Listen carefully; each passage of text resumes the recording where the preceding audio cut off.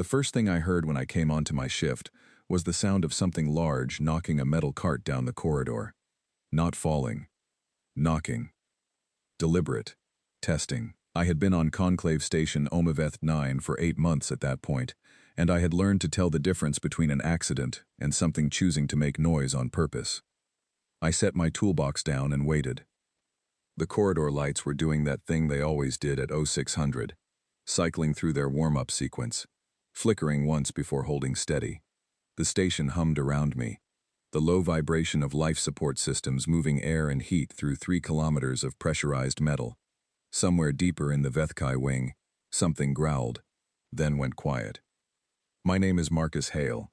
I am 31 years old, from a town in Cornwall that nobody outside Britain has ever heard of. I repair ventilation shafts, atmospheric filtration units, and the occasional pressure seal on Conclave Station Omaveth-9, which orbits a star called Varath Sun, about 40 light-years from Earth. I am not a soldier. I am not a diplomat. I am not a scientist. I am a maintenance technician, which means I spend most of my time in corridors that other people only enter when something has gone wrong. I had not planned to be here. Nobody exactly plans to end up on a diplomatic hub for 7 species at the edge of explored space.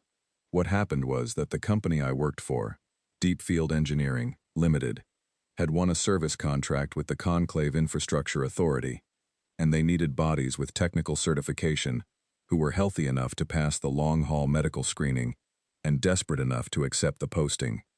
I was both. My last relationship had ended badly. My flat lease was up.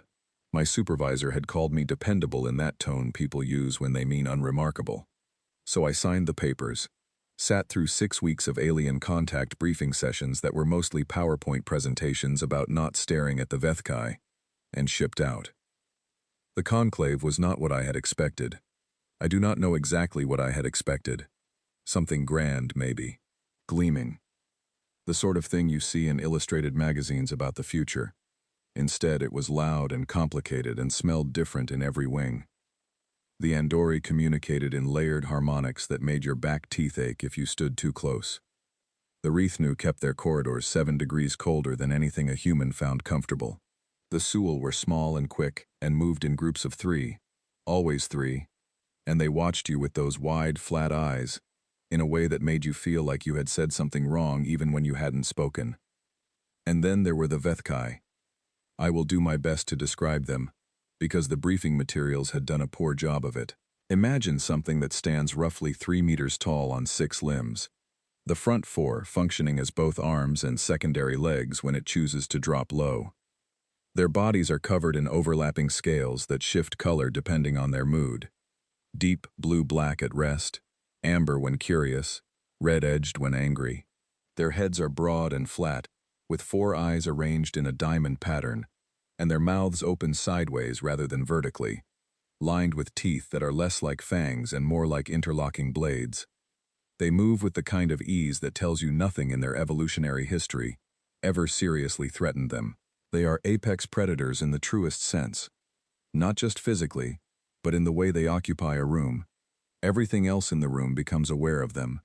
Sovereign Arkessa was their queen, their political leader, and by the consensus of every other species in the conclave, the single most frightening individual to have sat at a diplomatic table in living memory.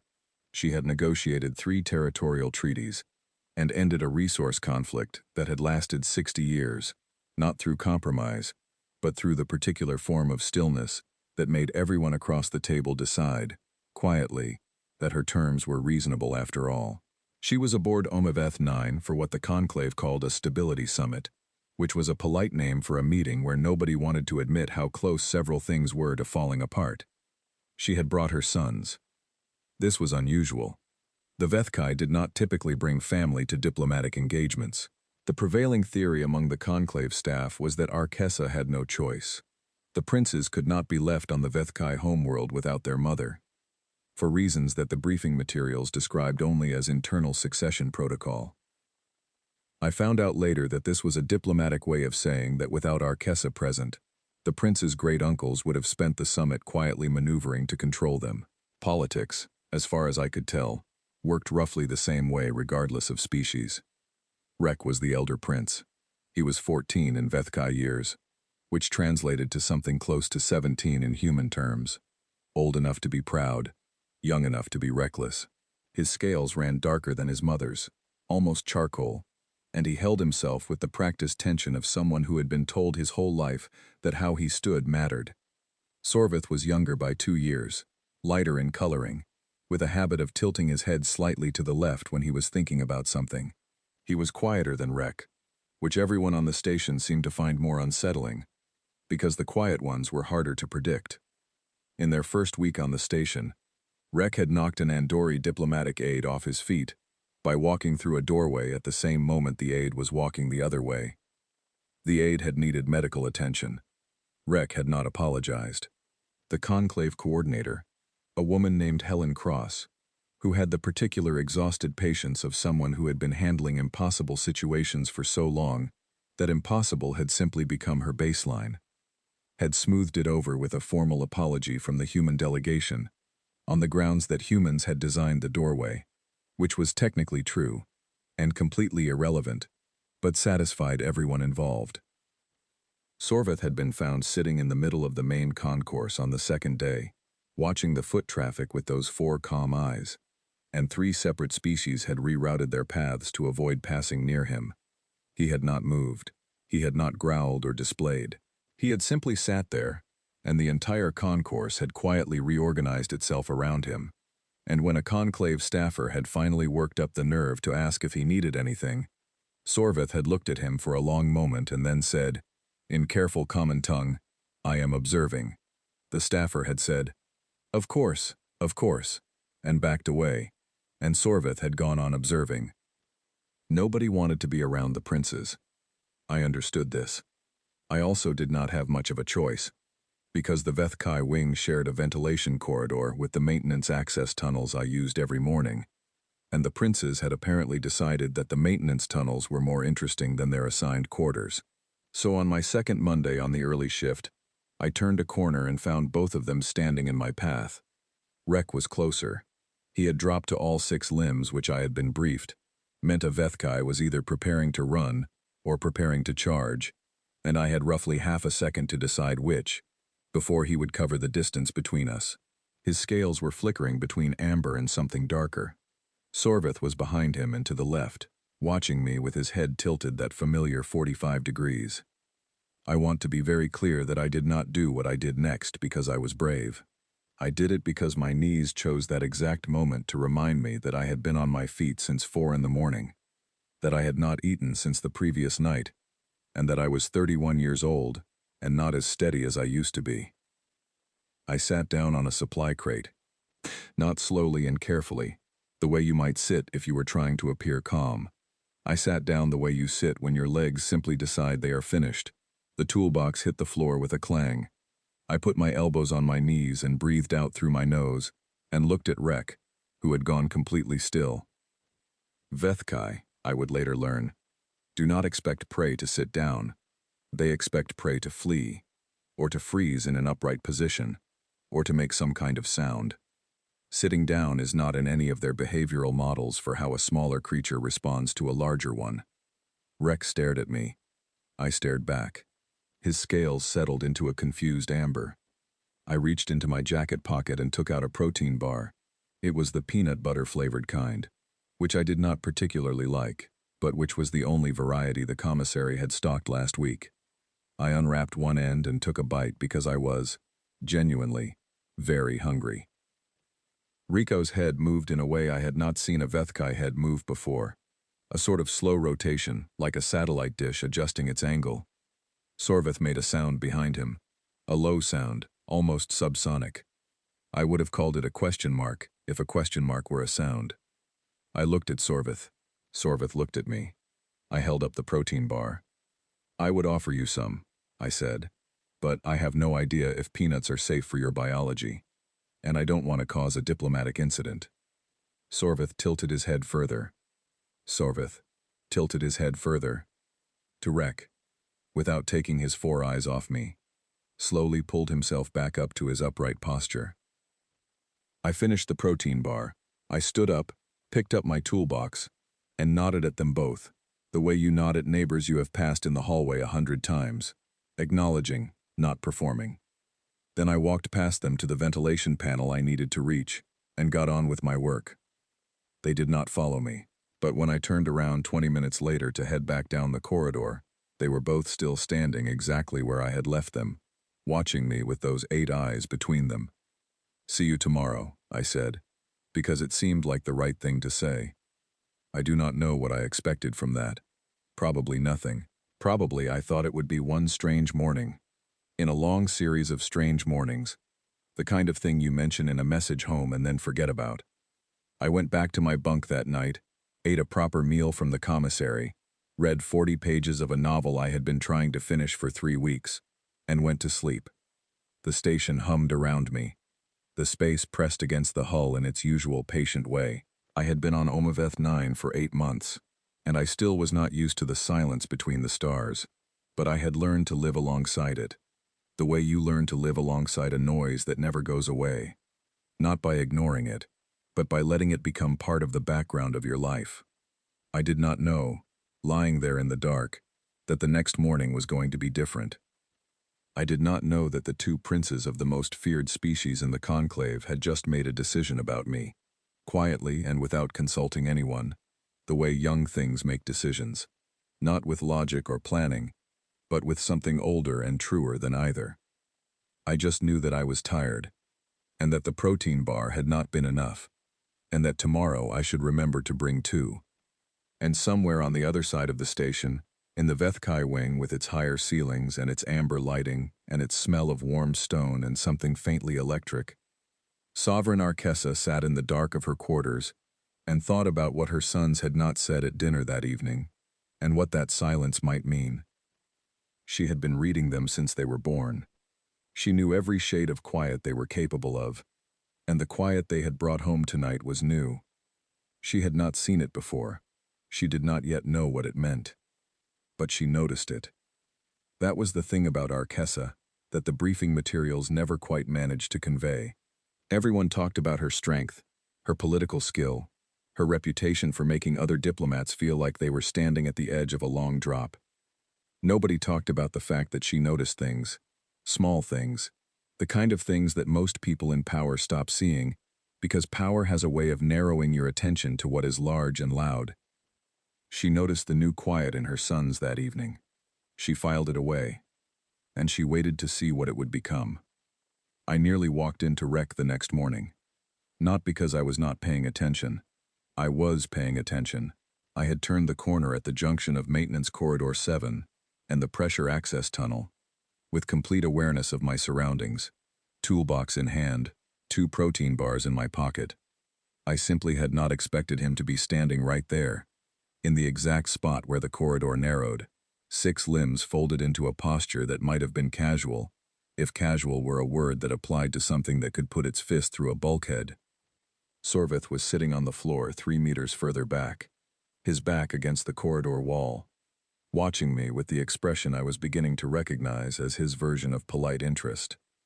"Good morning," I said to Rec. Rec did not say anything.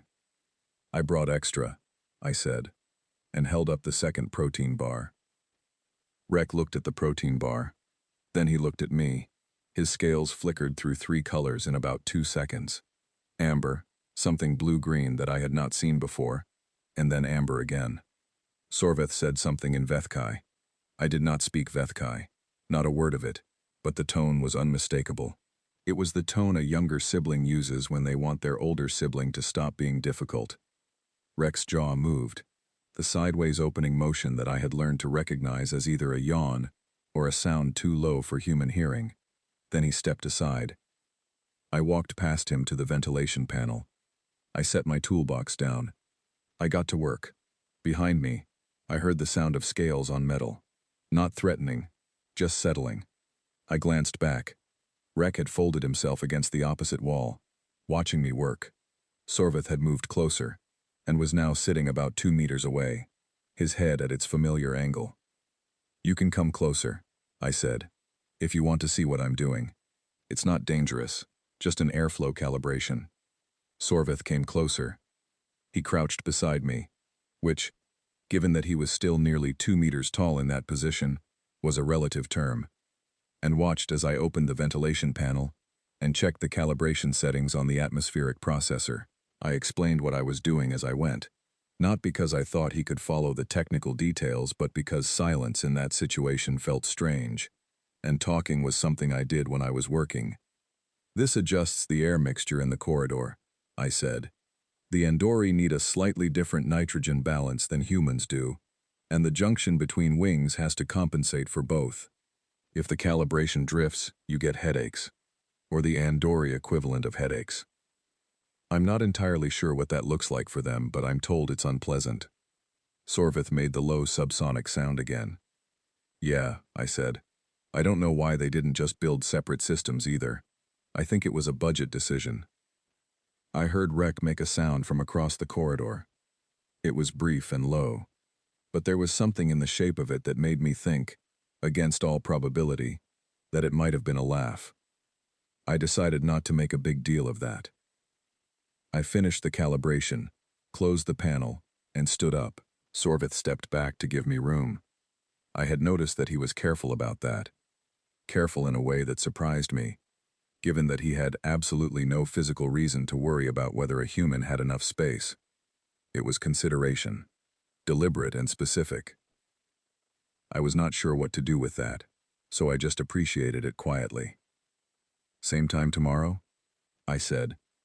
Neither of them answered, but when I left, they were still there, and when I glanced back from the end of the corridor, Rek was examining the ventilation panel I had just closed, running the tips of his forward claws along the edge of it, the way you run your fingers along the edge of something you find interesting, but can't quite explain why. That was how it started. I want to be precise about this, because I think precision matters when you are trying to explain something that most people, hearing it for the first time, tend to get wrong. It was not dramatic. There was no single moment where everything shifted. There was no conversation where I said something wise or they said something profound. There were just mornings in the maintenance corridor, and protein bars, and the slow, careful way that trust builds between things that have no particular reason to trust each other, except that they keep showing up. By the end of the second week, Rek would occasionally ask me questions, not in common tongue, which he spoke fluently but seemed to consider beneath his dignity for casual use, but through Sorvith, who would translate with a patience and precision that I found remarkable for a 12-year-old. The questions were practical at first. How does this work? What is that sound? Why does the station make that vibration at 0400 every morning? I answered them all as honestly as I could, which sometimes meant admitting that I did not know, which seemed to interest them more than the answers did. By the third week, Sorvith had started asking questions on his own behalf, in common tongue, in a careful voice that seemed to be managing its own volume. "What is the small folded thing you made yesterday?" he asked me one morning, watching as I finished a paper crane from a maintenance sheet I had torn in half. "It's called a crane," I said. "It's a type of bird. A bird is an animal on Earth that can fly. I'm not sure we have anything exactly like them here." "You made it from paper?" "Yes." "Why?" I thought about that for a moment. "Because my hands needed something to do," I said, "and because my grandfather taught me how, and when I do it, I think about him." Sorvith was quiet for a moment. "Does thinking about him make you sad?" "Sometimes," I said. "He died a few years ago, but mostly it makes me feel like he's still around a bit, like a way of keeping company with someone who isn't there anymore." Sorvith took the finished crane from my hand and turned it over very slowly, studying every fold. His claws were careful, precise in a way that seemed deliberate, as if he was aware of how easily the paper could tear and was actively preventing it. "I would like to learn this," he said. So I taught him. It took 4 sessions, partly because his claws were not designed for the finer folds, and we had to work out a method where he used the flat part of one claw as a crease, rather than the tip. The finished crane was larger than mine, and slightly lopsided, and he held it for a long time after he finished it without saying anything. I did not ask what he was thinking. Some things you do not ask. Rek pretended not to watch, He was very bad at this. He was watching the whole time. Word had reached Helen Cross by this point. She pulled me aside one afternoon in the commissary and said, in her particular way of making things sound like suggestions that were actually instructions, that I should be careful about the amount of time I was spending with the Vethkai princes. They're not like juvenile humans, she said. What looks like friendly curiosity to you might be something very different in their behavioral framework. We don't have complete data on how young Vethkai form attachments. They ask me about ventilation systems, I said. I know. And other things. She paused. Marcus, the Vethkai define social relationships very specifically. We don't want any confusion about what your interactions mean in their cultural context. I nodded. I said I understood. I continued going to work at the same time every morning. I want to be fair to Helen here. She was not wrong to be careful. She had the whole station to manage, and a set of political tensions that could crack open on a bad day. And the last thing anyone needed was a misunderstanding between the human maintenance staff and the family of the most powerful leader in the conclave. Her concern made complete sense.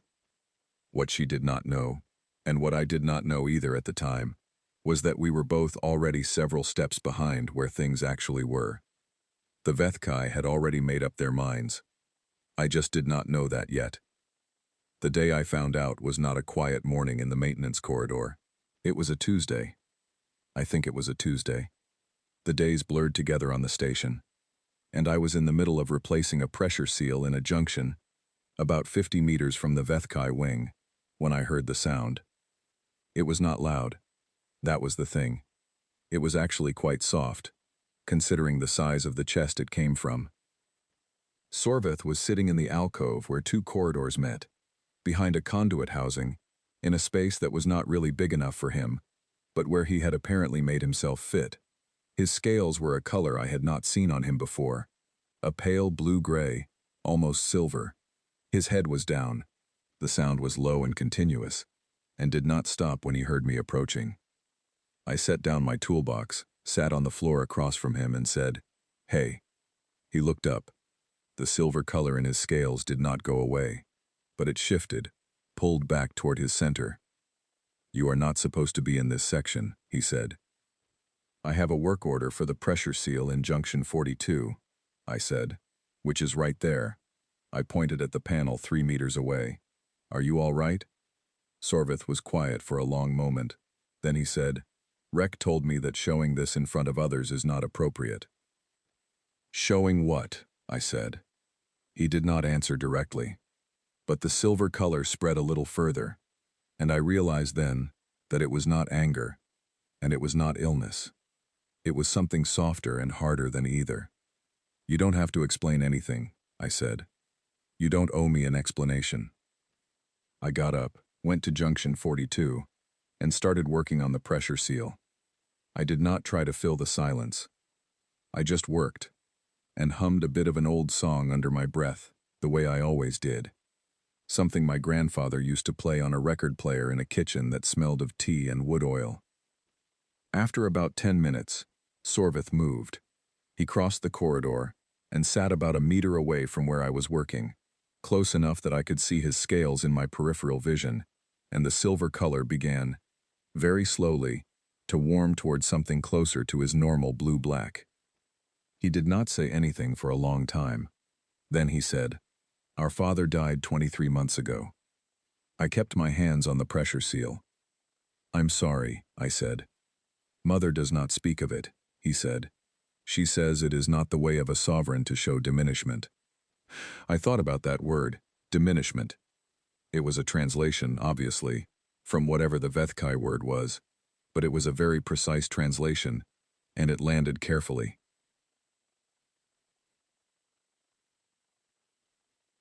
"My grandfather died 3 years ago," I said. "I made a lot of paper cranes after that." Sorveth looked at the crane he had clipped to a small fixture on the conduit housing 2 days ago. I had seen it there but said nothing about it. It turned slowly in the faint air current from the ventilation above. "Yes," he said, quietly, as if that answered something. I finished the pressure seal. I closed the panel. I sat back down on the floor and did not immediately move to leave. And Sorveth did not immediately move either. And for a while we just existed in the same corridor under the soft station light. Two beings from different stars, who had both lost something they were still learning how to carry. Rek appeared at the end of the corridor about 20 minutes later. He looked at Sorveth. He looked at me. His scales did something I had not seen before. A ripple, almost like a shiver, moving from his head toward his tail. Then he walked over and sat on Sorveth's other side. He did not say anything either. We sat there for a while, the three of us, in a maintenance corridor on a space station 40 light-years from Earth, while the station hummed its usual hum, and the stars outside continued their usual silence. I do not know what it looked like from the outside. I know what it felt like from where I was sitting, which was something like being trusted, not the small, ordinary trust of people who have simply decided you are not a threat. The other kind, the kind that costs something to give. Helen Cross found out 2 days later. She did not pull me aside this time. She called me into her office, which was different, and which meant the concern had moved up a level. The Vethkai guard captain filed a report, she said, noting that the princes have been spending an extended and unsanctioned amount of time in the maintenance corridors with you. We have not done anything unusual, I said. I know that's not the issue. The issue is that Arkessa has requested information about you. She paused. A formal request, through official channels. I let that sit for a moment. What kind of information? I said. Background, posting history, classification level. Helen looked at me with the expression of someone trying to determine whether I was aware of what I had gotten myself into, or whether I was going to need a long explanation. Marcus, when the sovereign of the Vethkai makes a formal request for information about a station worker, it is not because she wants to send a thank you note. I went back to my bunk that night and sat on the edge of it for a while. I was not afraid, exactly. I want to be honest about that. What I felt was something more complicated, a kind of alertness, the feeling you get when you realize a situation has been growing around you while you were looking at something else. I thought about the mornings in the corridor, the paper crane, Sorveth's silver scales, Rek's sideways almost laugh, the way they had both sat beside me without saying anything, as if sitting beside someone without saying anything was something they had needed and not known how to find. I thought about what Helen had said, about the Vethkai defining social relationships very specifically. I thought about what I did not know, and I decided that the thing I was going to do next was the same thing I had been doing all along, which was show up in the morning, do my work, and not leave when things got strange. It was not a strategy. It was just the only thing I knew how to do. The summons from Sovereign Arkessa came on a Thursday. The guard who came to get me was the largest Vethkai on the station who was not Arkessa herself.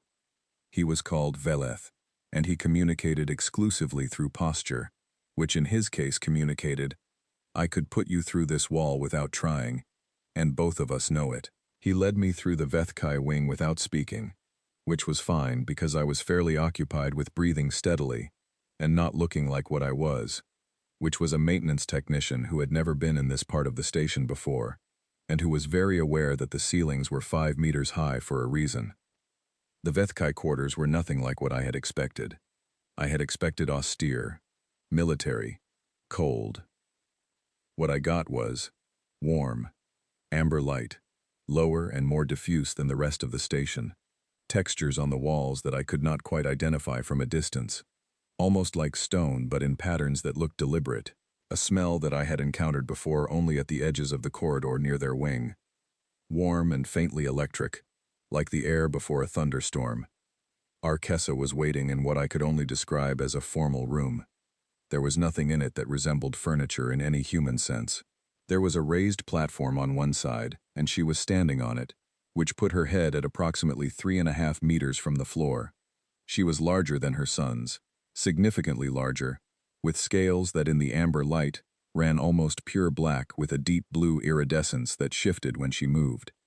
She was looking at me when I entered.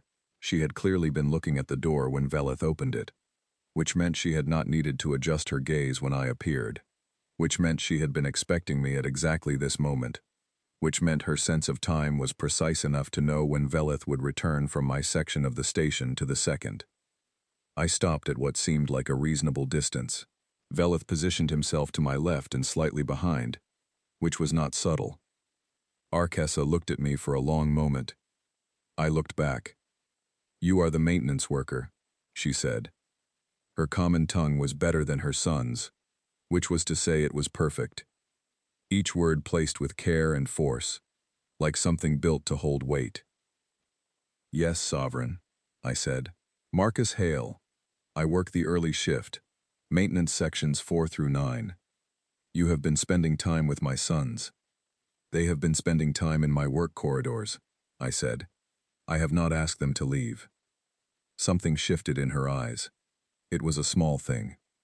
I would not have noticed it if I had not spent the past several weeks learning to read the faces of beings who expressed everything in textures and colors rather than smiles and frowns.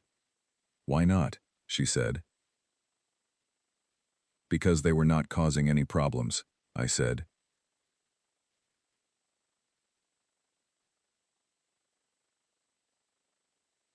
"And because they seemed like they wanted somewhere quiet to be." The silence that followed was the longest 20 seconds of my recent life. "What have you given them?" she said. "Protein bars," I said. I offered, but I did not know if peanuts were safe, so I did not actually give them any. And I taught the younger one how to fold paper. That's all. "That is not all," she said. I did not know what to say to that, so I said nothing. Arkessa stepped down from the platform. She moved slowly, deliberately, and each of her 6 limbs placed itself with such exact control that she made no sound at all as she crossed the room. She stopped 3 meters from me, close enough that I was very aware of the difference in our sizes, which I found myself noting in the calm, detailed way you note things when your mind decides that panicking would not be useful. "What do you want from my sons?" she said. "Nothing," I said. "Nothing," she repeated. Not mocking, testing, the way you test a material to see if it holds. "I go to work in the morning," I said. "I calibrate atmospheric systems and replace pressure seals and fix things that have stopped working. Your sons have been in the corridor when I arrive. I talk to them when they seem like they want to talk. I am quiet when they seem like they want quiet. I don't want anything from them. I just didn't leave."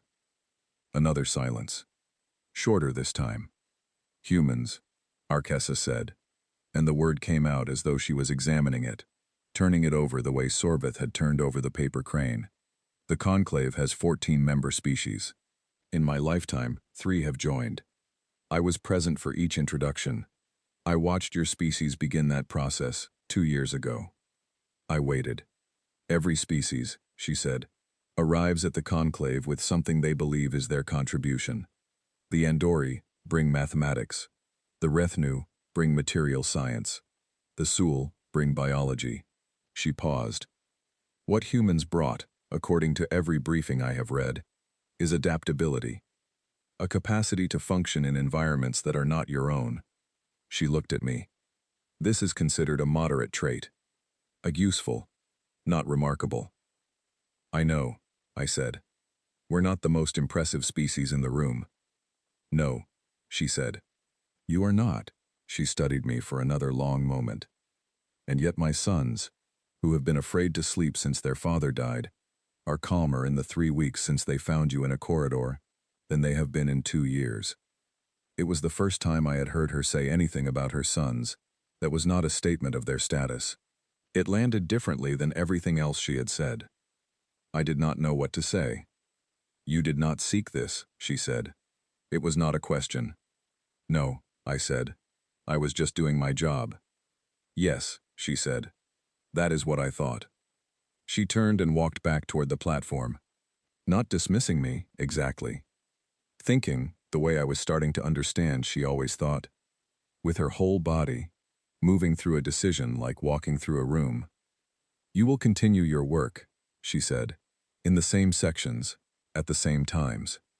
"Yes, Sovereign," I said. "You will not discuss this conversation with anyone outside your direct chain of command." "Yes, Sovereign."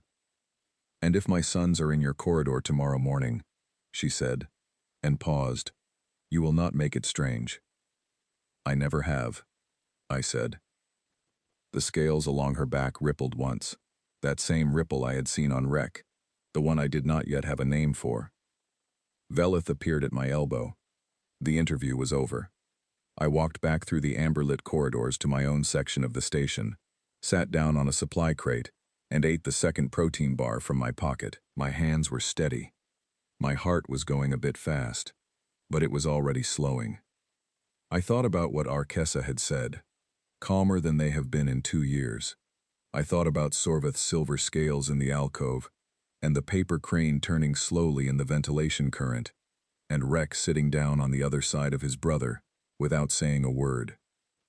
I thought about my grandfather, and the kitchen that smelled of tea and wood oil, and the way he used to sit in his chair and not say anything when I came in, upset about something, just make room and let me be there, and how that had always been enough.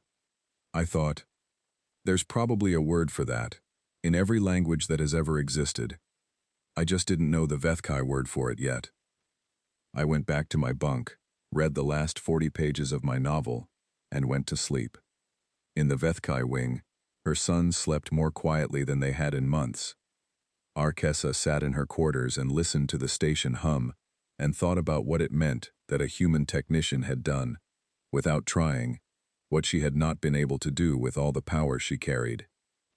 She did not reach a conclusion that night, but she kept thinking about it. That was the thing about her. The thing the briefing materials missed.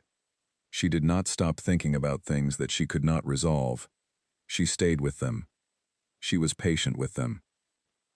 It was, I would come to realize, the same quality that made her dangerous in a negotiating room, and it was the same quality that would eventually bring her, weeks later, to my corridor door. But that was later. That night, she sat in the dark and thought, and the station hummed. And somewhere on the other side of 40 light years, Earth turned without knowing any of this had happened.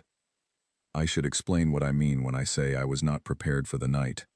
Everything changed, because not prepared is doing a lot of work in that sentence, and I want to be precise. I had been sleeping badly for about 2 weeks before it happened. Not because of anything dramatic, just the low-grade accumulated restlessness of 8 months in space, and the slightly uncomfortable awareness that my existence on Omaveth-9 had become complicated in ways that my original job description had not covered. I was still a maintenance technician. I was still calibrating atmospheric processors and replacing pressure seals. I was also, apparently, a diplomatic variable that at least one very large and very powerful sovereign was actively thinking about. And while Arkessa had been nothing but precise and controlled in our single formal conversation, controlled power does not stop being power. I also knew, from things Sorvith had said in the careful way he said things, parceling out information in small, careful pieces, never giving more than he had decided to give, that Rek had been having nightmares. He does not sleep well, Sorvith had said one morning, not looking at me, watching the paper crane instead. He wakes and cannot find the position of things. It frightens him. He would not like me to say that. I won't repeat it, I said. I know, Sorvith said, simply, as if that had never been in doubt. So I knew they were not sleeping well. And I knew in the general loose way, things that are not your business, that there was something happening in the Vethkai quarters that the station's medical staff were being kept away from, because Vethkai did not invite medical staff into personal matters, and that Helen Cross had notes in her coordination files about the sleep irregularities of the princes that she could not do anything about. And then I had my own sleep problems, which were modest by comparison, and had nothing to do with nightmares and everything to do with the fact that station gravity at 0.97 Earth standard still wasn't quite right for my lower back. The point is that when the door to my quarters was removed from its hinges on a Thursday night at 3 in the morning, I was in a sleep that was not deep. I was in that shallow place just below waking, where sounds register before your brain decides what to do with them. The sound of a door being removed from its hinges is, it turns out, significant enough to reach that level. I sat up. My quarters were not large. They were standard single-occupancy crew allocation, which on Omaveth-9 meant approximately 12 square meters with a bunk, a storage unit, a small desk, and a viewport that currently showed nothing but stars and the distant geometric shape of a relay satellite. The corridor outside was lit in the station's nighttime mode. Warm, low, amber rather than white. In the doorway, framed by that amber light, was Velith. I looked at Velith. Velith looked at me. His scales were a color I had not seen before on any Vethkai. A pale, almost white, which I did not yet know was the Vethkai expression of an emotion so strong it bleached their usual coloring. He was afraid. I had not thought until that moment that Velith could be afraid of anything. "The princes," he said, and then stopped, because those were apparently the only words he had. I looked down. The weight I had assumed was my blanket was not only my blanket. On my left side, curled against me, with his back pressed into my ribs and his front claws loosely hooked into the edge of my bunk frame, was Rek. His scales were the deep blue-black of total restful sleep. His breathing was slow and even. He was completely unconscious. On my right, between me and the wall, was Sorvith, slightly smaller, his head resting on the folded edge of the blanket with 4 eyes gently closed, his body rising and falling in the same calm rhythm as his brother. Both of them were purring. Not the soft questioning purr I had heard from Sorvith occasionally in the mornings. This was deeper, resonant, a sound that came from somewhere low in their bodies and moved through the mattress and up through the bunk frame and into the wall. A continuous sound like the lowest note of something vast and peaceful. I stared at them. I looked up at Velith. Velith stared back at me with pale, scaled terror. From somewhere deeper in the Vethkai wing came a sound that I had heard only once before, in a recording shown during the alien contact briefing with the specific warning: "If you hear this sound in person, do not move, do not speak, and if possible, place at least 2 bulkheads between yourself and the source." It was Arkessa's roar, and it was getting closer. "I can explain," I said. I absolutely could not explain. The next 4 minutes were the strangest of my life to that point, and I have had some very strange minutes. The roar resolved into footsteps, and the footsteps resolved into Arkessa appearing in my doorway beside Velith, and the expression on her face, which I had come to read in a limited but functional way, was one I had never seen before. Not anger exactly, or not only anger. There was something underneath it, something that looked, in the amber light, almost like fear. She looked at her sons. She looked at me. I raised both my hands, very slowly, palms out, the way you indicate that you are not holding anything threatening. The most ancient human signal that exists, probably the most cross-species signal that exists. "They came in on their own," I said, quietly, because waking them did not seem wise. I did not know they were here. I was asleep. Arkessa did not speak. She was doing that thing she did, the thing where her whole body went very still and processed, and you could feel the weight of whatever was happening inside her mind pressing against the surface of her skin. "They crawled in," I said, even more quietly. "Sometime in the night. I think Rek was having the nightmare again. I think they came here because it was the only place they knew to go." The stillness held for another long moment. Then Arkessa's scales did something I had never seen any Vethkai's scales do. From the center of her chest outward, a slow wave of that pale white color moved through her, and for exactly 3 seconds she looked like a version of Velith's fear and something else entirely, something I did not have a word for. Then the color receded. The deep black returned. The sovereign returned. "Clear the corridor," she said to Velith, very quietly. Velith disappeared. Arkessa remained in the doorway. She was looking at her sons. They did not stir. The purring continued its low, steady frequency. I did not move. The princes were pressed against me on both sides, asleep with the deep, trustful absence of effort that children achieve when they feel completely safe. And I was sitting in my bunk on a space station, 40 light-years from Earth at 3 in the morning, and the most formidable leader in the conclave was standing 4 meters away, looking at her sons sleep for the first time in 2 years, as if she could not quite believe what she was seeing. The conclave xenologist, Archessa said, still quietly, still looking at her sons, will need to brief you. All right, I said. Tonight, after this, she said. Do you understand why? Not entirely, I said, but I trust you'll tell me what I need to know. Another pause. Yes, she said, I will. She stood in the doorway for another minute. I did not know then what she was thinking. I learned later. I will tell you what she told me, which was this. She had not heard her sons purr like that deep, resonant, sustained sound, since the night before their father died, when the three of them had slept together in the family rooms on the Vethkai homeworld, and she had lain awake and listened to her sons sleep, and thought about what was coming, and not been able to stop it. She had thought she would never hear that sound again. She had been standing in her quarters for 3 hours by the time Velith found her, because she had realized her sons were gone, and had not made the immediate decision to roar. And in those 3 hours, she had moved from room to room, and felt the particular hollow feeling of a parent who knows something is wrong, but cannot locate where wrong is happening. And then the roar had come, not from decision, but from the body making a sound before the mind could stop it. The oldest sound a sovereign had for the oldest fear a parent had. And then she had found them here. Purring. Asleep. Safe. She stood in the doorway for a long time, and then she said, Marcus Hale. Yes, I said.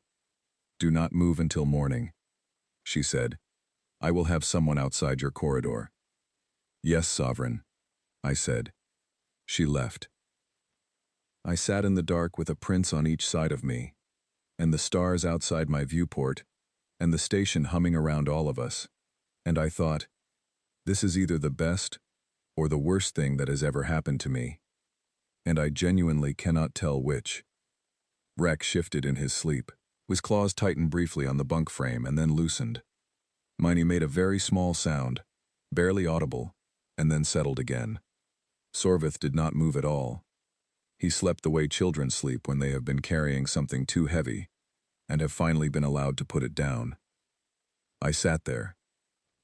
I did not sleep, not exactly, but I was not uncomfortable. The purring was warm and constant, a sound the mattress carried upward, a sound like the low note of a thing that is very old and very reliable. Eventually, the station lights began their 0600 warm-up cycle, flickered once, held steady. I looked at the two princes still asleep against me, and thought about what the xenologist was going to tell me, and about Archessa standing in the doorway, and about the pale white color moving through her scales, and about Sorvith's paper crane turning in the ventilation current in Corridor 7.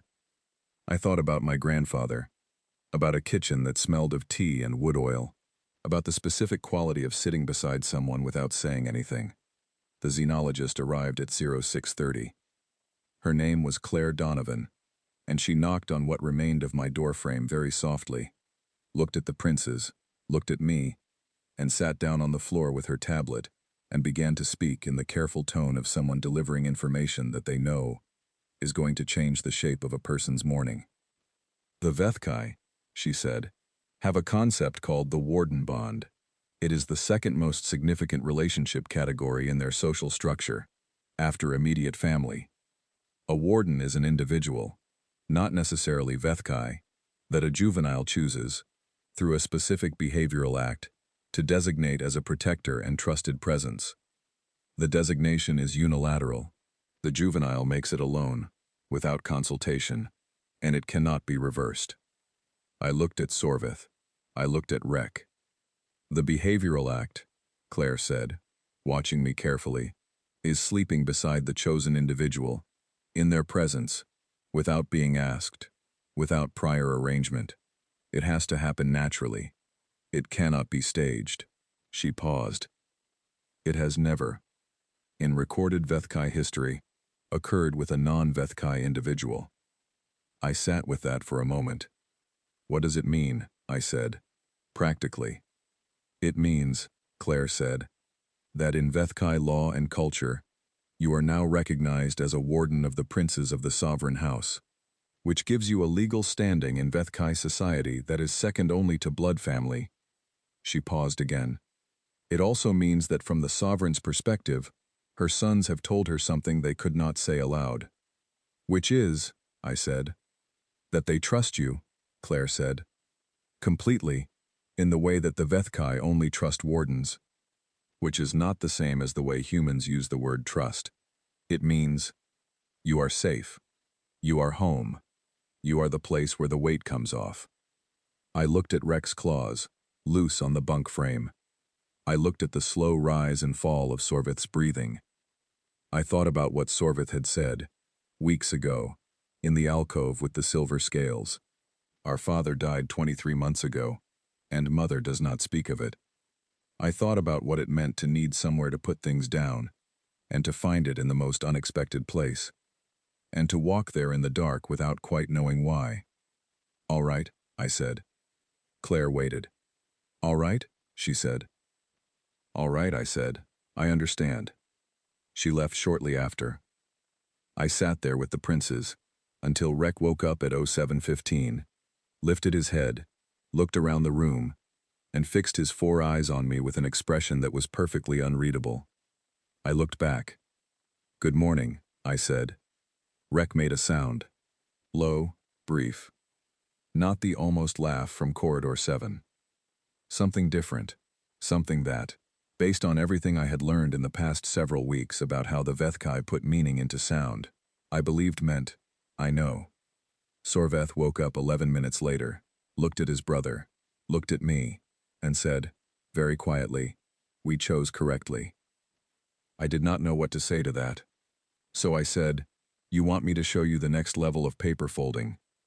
There's a shape called a lotus flower. It takes longer. Sorveth considered this for a moment. Yes, he said. So that was what we did.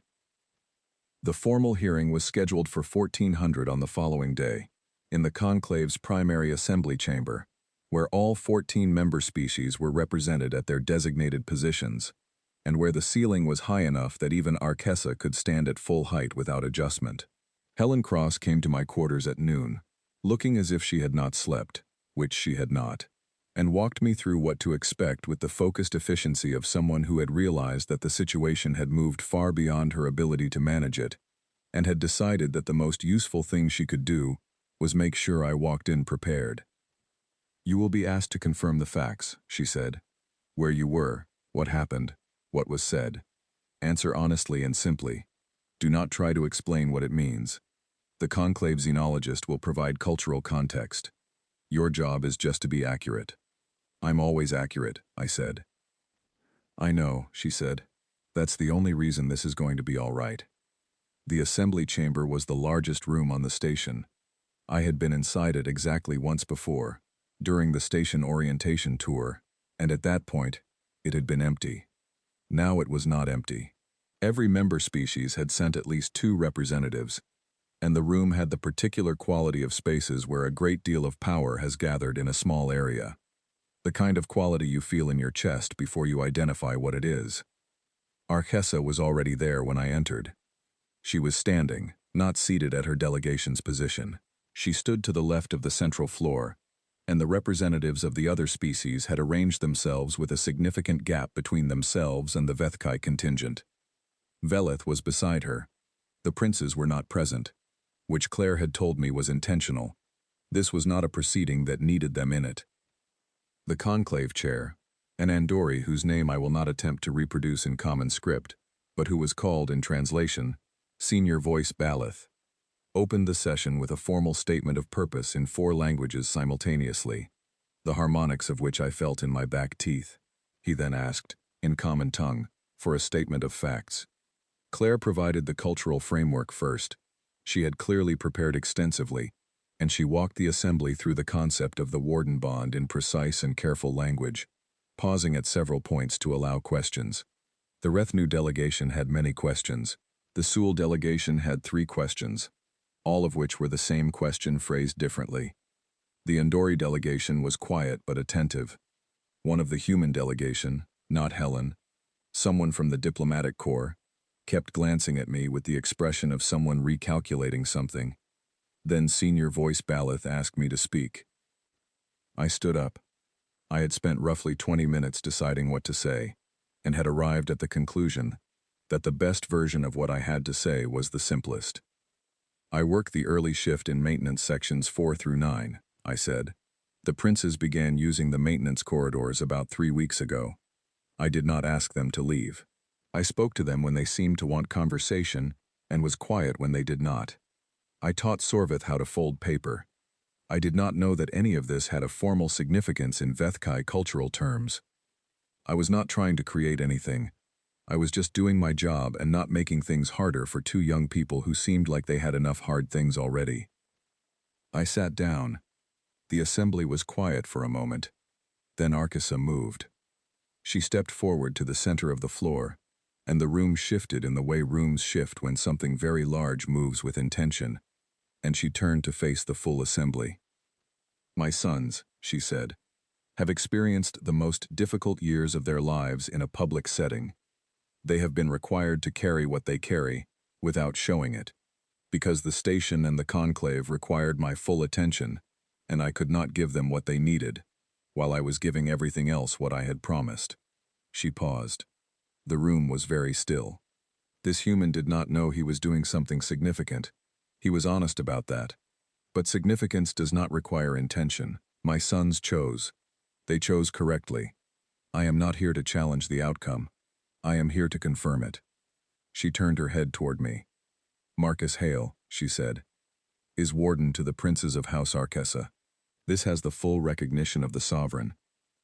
I had been briefed on what that meant. I had been briefed on what it meant in legal terms, in diplomatic terms, in terms of the hierarchy of the conclave and how standing was recognized, and what rights and responsibilities attached to the designation.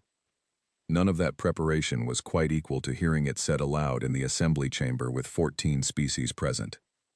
What I said, because I had to say something, was, "I'm honored," which was true. Arkessa looked at me for a long moment. "You are confused," she said. "Not unkindly." "A little," I said. "That is appropriate," she said. "It will pass." She turned back to the assembly. "I have one further matter." Senior Voice Balith indicated for her to continue. "I have," Arkessa said, "been watching humans at this conclave for 2 years. I reviewed the briefing materials on your species when you joined. Your contribution was listed as adaptability." She paused. "This is not inaccurate, but it is incomplete. The correct word is not adaptability." She turned her head, fractionally, in the direction of the human delegation. "The correct word is presence. Your species does not adapt to environments. You stay in them. You remain when remaining is uncomfortable. You do not leave when things become strange." She looked back at the center of the floor. "This is rarer than adaptability. This is rarer than any of the traits the conclave has recognized as significant. Every species in this room has had moments where they needed someone to stay.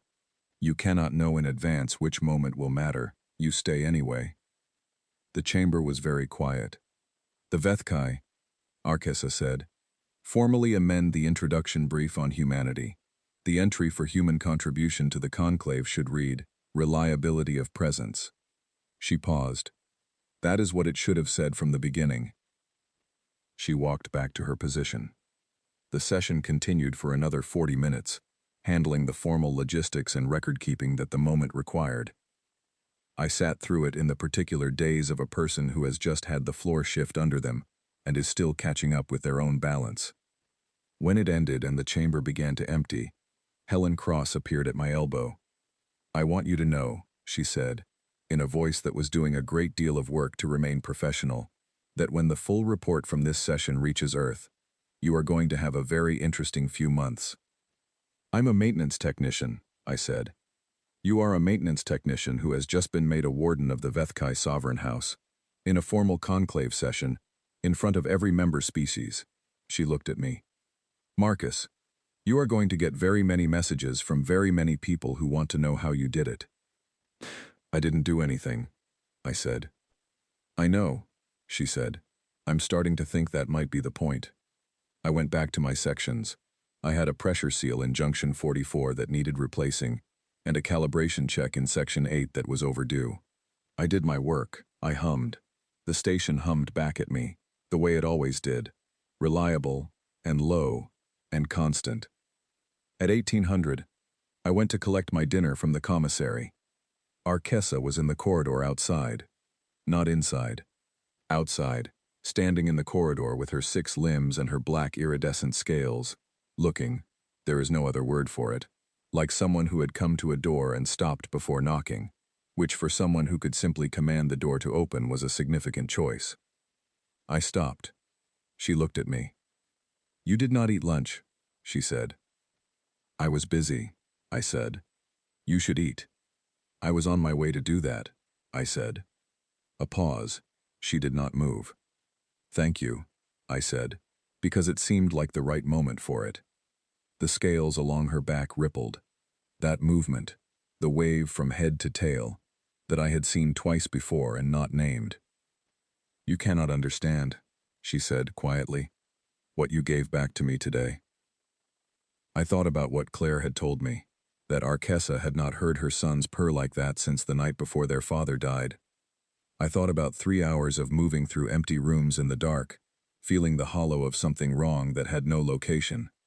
I thought about a sovereign who carried everything and showed nothing, and had been failing in the one way that mattered most, and had known it, and had not known how to fix it. "I didn't give you anything," I said. "I just showed up." "Yes," she said very quietly. "You did." She turned and walked back toward the Vethkai wing. I stood in the corridor and watched her go. The amber light of the station's evening cycle was coming up, shifting the white to warm, and in that light her scales had the blue-black iridescence of deep space, and she moved through it with the same perfect ease that she moved through everything. Except that tonight, I thought, the ease was slightly different. Lighter. Not the ease of someone carrying the weight and not showing it, but the ease of someone who had, for a moment, put some of it down. I went and got my dinner. I ate it in the commissary, at a corner table, and read the last 20 pages of a new book I had started. The Andori at the adjacent table looked at me twice. The retinue pair near the entrance stopped talking when I walked in, and then, after a moment, started again. The shift had happened already, the way shifts happen in small, closed communities, through the invisible movement of information from person to person, until everyone has it, even though nobody announced it. I finished eating. I went back to my bunk. I read for a while. The viewport showed the stars and the relay satellite, and the slow, steady dark of space between them. I picked up a sheet of paper from the stack on my desk and folded a crane. My hands knew the shape by heart by now, the angle of the first fold, the crease from corner to corner, the way the wings opened at the end if you pressed the base just right. It took about 4 minutes, which is the right amount of time for it, not too long and not too fast, long enough to think about what you want to think about. I thought about Reek and Sorvith, asleep in my bunk at 3 in the morning, purring. I thought about the way Sorvith had said we chose correctly, with the certainty of someone who does not say things they do not mean.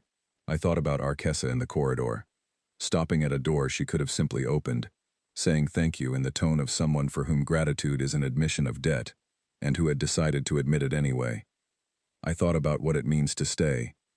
Not heroically, not strategically, just stay. Show up in the morning, do the work.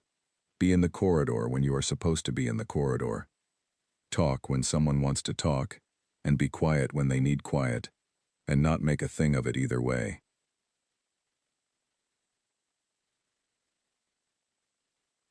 My grandfather had done that. He had sat in his chair and made room, and let things be what they were. He had not fixed anything. He had not needed to. I set the finished crane on the desk beside the lamp. I picked up my book. Outside the viewport, the stars were steady, the way they always are. Not cold, not warm. Just present. In the particular patient way that the universe is present. Not for you, and not against you. Simply there, the background against which everything else happens. I turned the page. Somewhere on the other side of the station, in the Vethkai wing with its amber light and its smell of warm stone, two young princes slept. They slept deeply, and without nightmares, and the sound they made was warm, and low, and continuous, moving through the walls of the station, like the lowest note of something that has finally found its ground. Archessa sat beside them. She did not sleep. She sat, and she listened, and after a while she rested her head, very slightly, against the wall beside their bunk, and closed her eyes, not sleeping but being there, in the same corridor of stillness where all mothers eventually arrive, the one where you cannot fix everything, cannot shield everything, cannot carry everything, but you can stay, and your staying is not nothing, it is in fact everything, it is the only thing, and someone else's staying reminded you of that, and now you will not forget. The station hummed. The stars held steady. Marcus Hale turned another page, and the lamp threw its small, warm circle of light across the page, and the paper crane on the desk caught a little of that light and held it. And everything that needed to be said had been said. And everything that needed to stay had stayed. And outside, space pressed patient and quiet against the hull, and it was enough. It was, I thought, more than enough. It was everything.